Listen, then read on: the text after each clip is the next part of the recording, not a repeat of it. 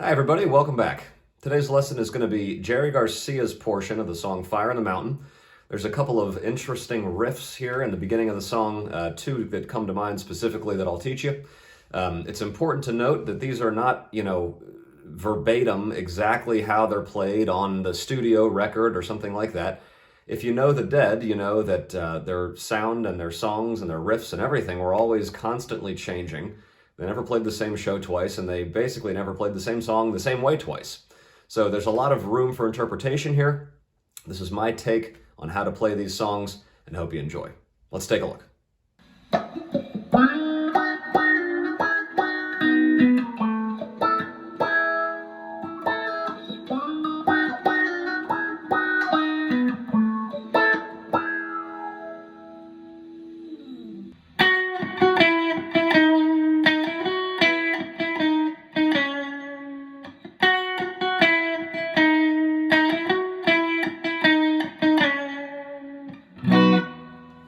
Okay, so this song is in the key of B major, and the lead guitar work is based heavily around the B major position here on the 7th fret. So this is where we'll do pretty much all of our work.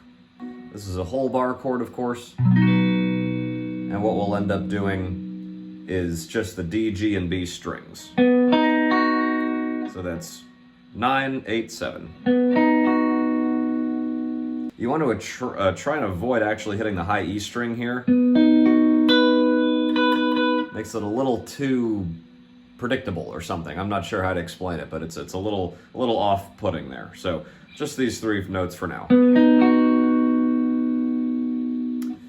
Now after only one strum, you'll do a second strum, and while that note is holding out, you slide down and then back up.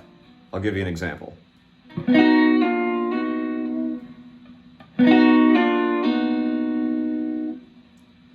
So I'll play it from the beginning. It's just the two hits here at this point, but here's what we have so far.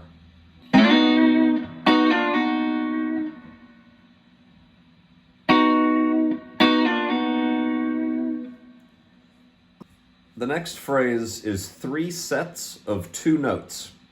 What I like to do is take my ring finger and bar the G and the B strings of the 9th fret. And remember, your fingers are already in this position, so all you really have to end up doing is kind of lay your ring finger down to bar the G and the B string here.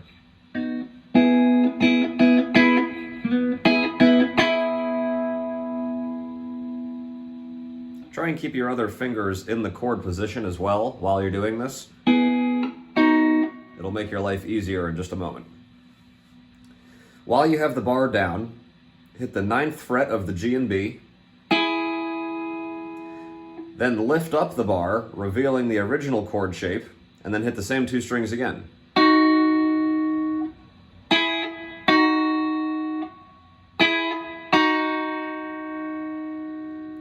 Then there's one last hit on the 9th fret of the D string and the 8th fret of the G string.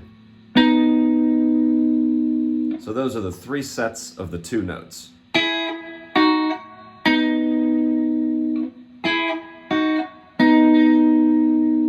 Here's what we have so far in total.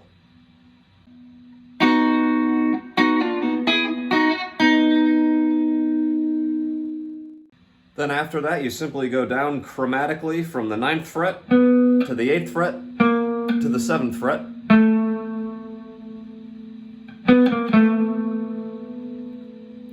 And finally, you'll want to bar the G and the B strings on the 9th fret with your pointer finger, and then use your middle finger to do a slight pull-off from the 10th fret of the B string while hitting both notes both times. So it's actually not really so much of a pull-off as much as 2 separate hits. Here's what it sounds like.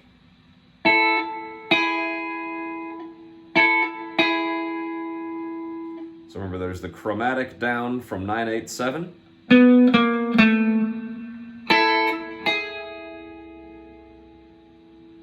And that's essentially the whole first riff here. I'll play it slowly at first, and then we'll play it at speed just like we learned it. 1, 2, 3, 4.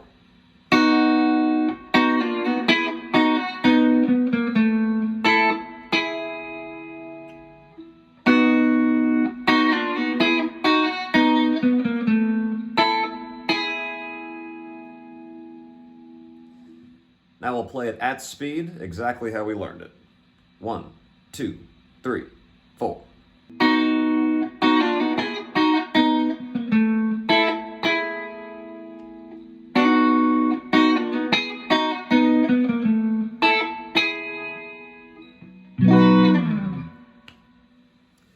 Now bear in mind that the way I just taught you how to play this is very bare bones, okay? Meaning it's kind of as simple as you can get. There's not a lot of fluff, there's not a lot of, additional feel to it or anything like that. So what I would encourage you to do is play around and practice adding, little strums in there, kind of try and funk it up a little bit almost, for lack of a better word.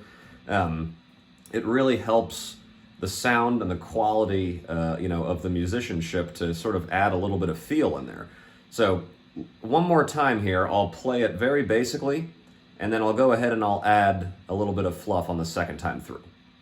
1, 2, 3, 4.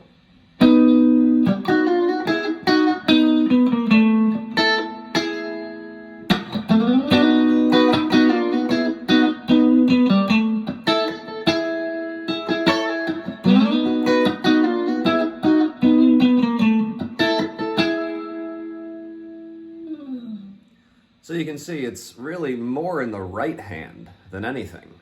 Now I also want to show you the main riff, of course, that everyone knows and loves in this song. I'll play it once for you and then go into explaining how to play it.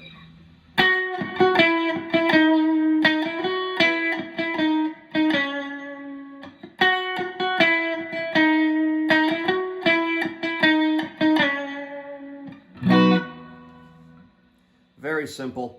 You'll start on the 11th fret of the G string, then go to the 9th fret of the G string, and then the 8th fret, and then you'll climb back up to the 11, just like the way you went down. Then 9th fret of the G string, 8th fret of the G string, and 6th fret of the G string. And that's the whole riff.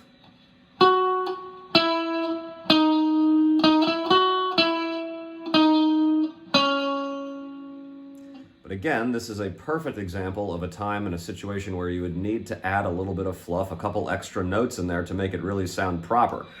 He does basically 2 hits per note. And so it's the main hit, and then right before you slide down to the next note, you hit the first note again.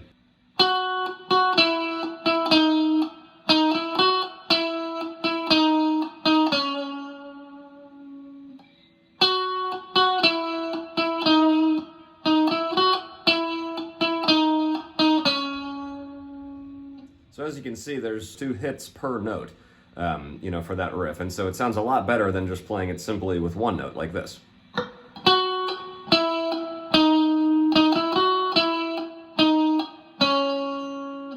That's basically not even the same riff.